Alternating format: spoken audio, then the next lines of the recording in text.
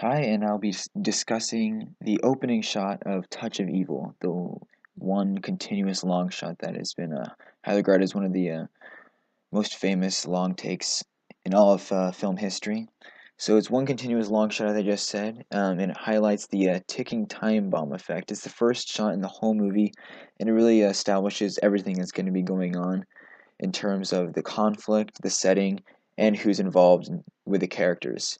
Um, we see the difference between the Grandees, who are the bad guys in the movie, who represent Mexico, and then we get introduced to Vargas and his wife, who represent the Americans, and we see our first kind of struggle between the two, um, which plays into kind of like the socio cultural aspect of the movie.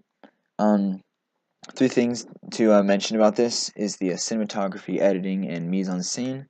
The editing, it's all one take, and the only cut we see in the whole scene is when the car explodes after the ticking time bomb goes off. And then everything kind of ramps up a little bit and then dies down a little bit later because it calms down after the explosion. Cinematography, there's the lighting, it's very dark, it's nighttime, and it conveys like a lot of mysteriousness, eeriness. We see people lurking in the shadows right after the bomb has been planted, and we see these close-ups and long shots to establish um, the character's reactions to certain things happening, and we also see uh, long shots of the person, one of the grandees, lurking in the shadows to hide from the car that he just planted with the bomb. For mise en scene, we see the clothing style and the periodic cars that are used, obviously used in the same exact time, the 1958. um, we also see how the difference in clothing style between the Americans and the Mexicans highlights the social difference between the two and the affluence between the two cultures. So like I said, social cultural. See the difference between the Mexican and the United States relationships with each other. Where they're always constantly at battles at a time coming right after the after World War II, where foreign affairs of the United States and other countries were still a little bit shaky after World War II and everything that went on during there, and then Pearl Harbor, and then Japan. It also highlights the difference in social class, like I just said, with the clothing. See the poor versus the affluent with the Mexicans and the Americans.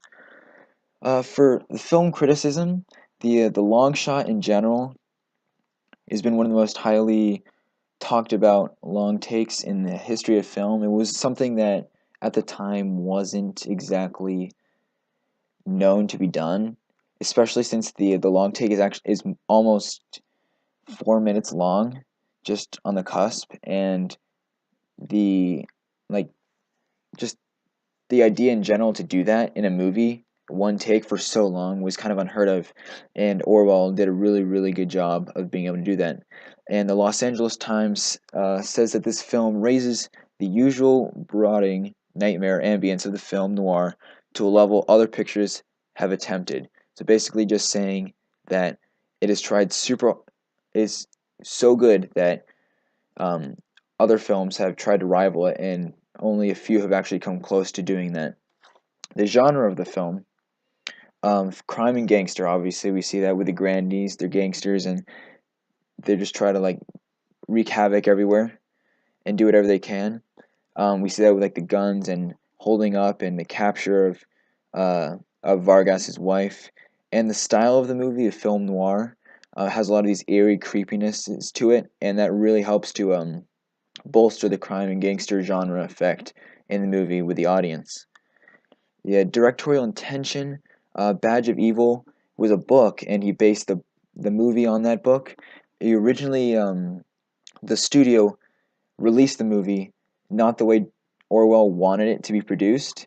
So he sent them a 58-page letter saying how he wanted everything the way he wanted it to be, and they finally released a second version of the film in the way that he would have wanted it edited and released originally.